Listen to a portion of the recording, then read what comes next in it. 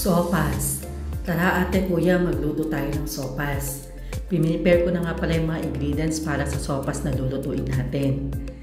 Nandyan yung hotdog, chicken, butter, carrots, bawang, sibuyas, pepper, repolyo, beef cubes, patis, evaporated milk, elbow macaroni.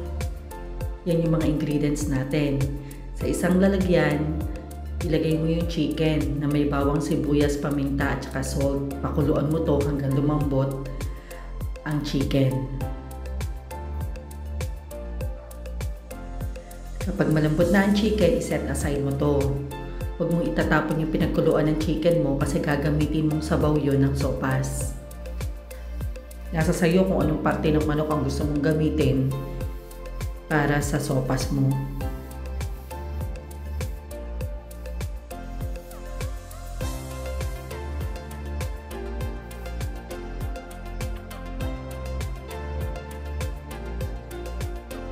Ako kasi,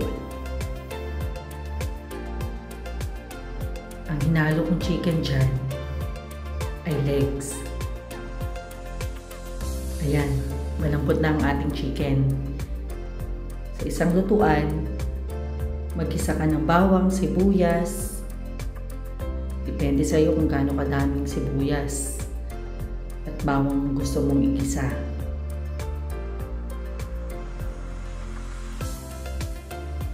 Igisa mo itong mabuti para maluto sa mantika.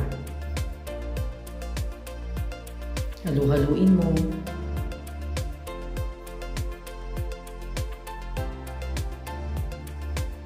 Pagluto na ang bawang at sibuyas,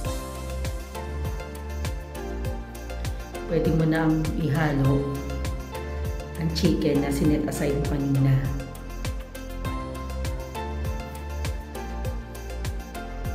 Igisa mo ngayon sa bawang at sibuyas yung chicken.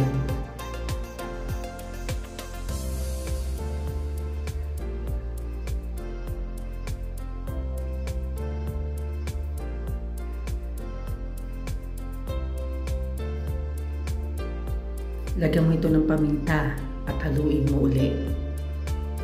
Tansyahin mo lang yung paminta kasi baka sobrang dumami na may paglalagay mo.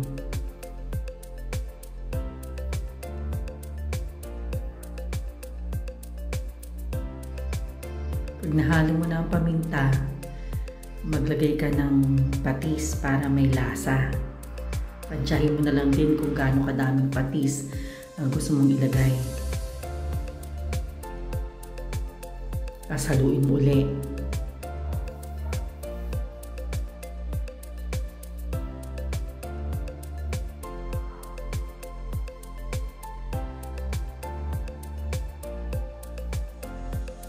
Tapos pag nakita mong medyo brown na yung chicken, pwede mo nang ihalo yung carrots na hiniwa mo kanina.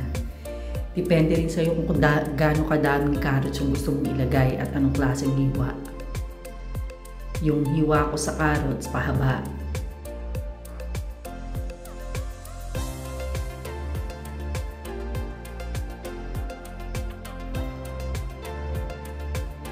Nasaluin mo din to sa chicken para maluto. Mabilis lang maluto tong carrots, kaya medyo hinaan mo lang apoy mo. Pagluto na, ihalo mo na yung repolyo. Ganun din ang repolyo, mabilis din maluto to, kaya pag hinalo mo mabilis lang at hinaan mo lang yung apoy mo.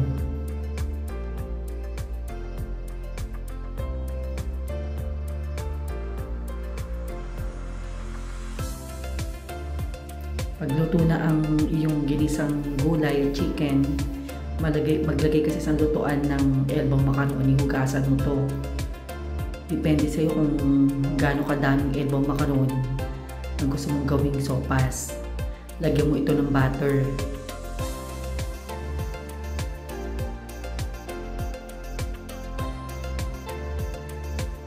Para hindi siya magdikit-dikit, tapos lagyan mo ng tubig. Tapos pakuluan mo para lumambot yung elbow macaroni. Pagluto na yung elbow macaroni, ihalo mo na yung pinaglagaan mo ng chicken kanina. Salain mo lang kasi may bawang at sibuyas kanina yon para hindi sumama dun sa sabaw. Madali lang naman maluto ang elbow macaroni ng sopas. Kaya medyo hinaan mo lang din yung apoy. Yan, gumamit ako ng strainer dyan para salain yung sabaw kanina ng chicken. Yan, kung makikita nyo, merong bawang at sibuyas.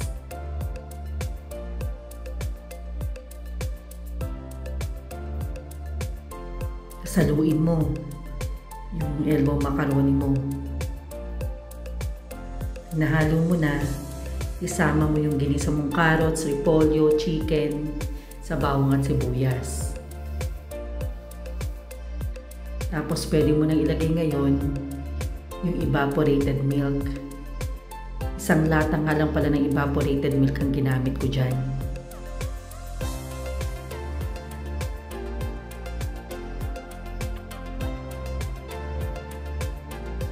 Kasi nalo ko.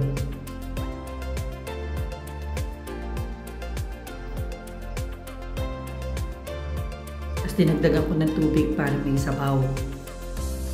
Yung magiging sabaw ng sopas mo. Sinhalo ko uli.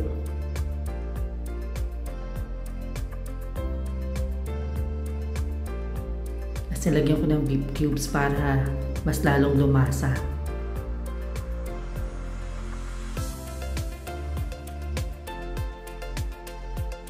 Tapos nag-add uli ako ng konting paminta. Tapos pakuluin mo to para mag-even yung lasa niya. Ayan, kumukulo na at luto na yung ating sopas. Tikman mo kung tama na yung lasa ng sopas na niluluto mo. Ako nilagyan ko uli ng repolyo kasi mas masarap yung maraming gulay sa sopas. Tulad ng sinabi ko, madali lang maluto yung repolyo kaya haluin mo lang ng bahagya. Tapos sa isang lalagyan, nagprito ako ng hotdog. Kung wala naman kayong hotdog, kahit anong sausage na meron kayong available, yun na lang ang ilagay nyo. Pagkatapos ko siyang maprito, nilagay ko siya sa isang lalagyan. Kasi ihahalo ko to sa sopas na ginawa natin o niluluto natin. Ayan. Hinalo ko na ang hotdog sa sopas na niluluto natin. Ayan mga ate at kuya, luto na ang ating sopas. Maraming salamat ulit sa panonood nyo sa akin. Like and follow my Facebook, mga ate at kuya. Sa uulitin, manood uli kayo. Masarap to pag merong chicken or pork, breaded pork. Tara ate, kuya, kain na tayo ng ating nilutong sopas. Maraming salamat!